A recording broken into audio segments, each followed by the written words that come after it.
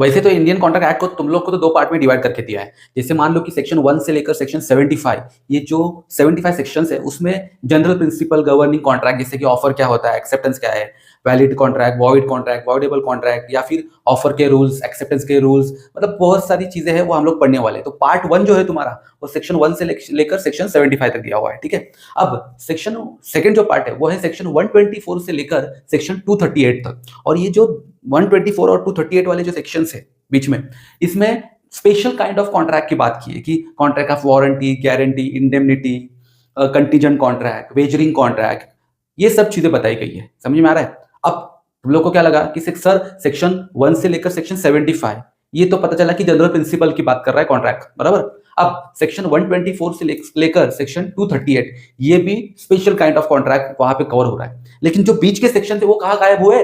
देखो, ये जब कॉन्ट्रैक्ट एक्ट बनाया गया था ना तो बहुत बड़ा था, तो ये जो बीच के सेक्शन गए ना, कि सेक्शन 76 से लेकर सेक्शन 123, इसमें एक अलग एक्ट निकाला, मतलब इन सेक्शंस का एक अलग एक्ट बनाया जिसको बोला गया सेल्स ऑफ गुड्स एक्ट 1930। अब फिर से जो फोर्थ पार्ट है, मतलब कौन सा, सेक्शन 239 से लेकर सेक्शन 266, ये जो सेक्शन है ना, इसके लिए मतलब ये इस पूरे कॉन्ट्रैक्ट में से ये भी पार्ट अलग किया गया और एक एक्ट बनाया। उस एक्ट को नाम दिया पार्टनरशिप एक्ट 1930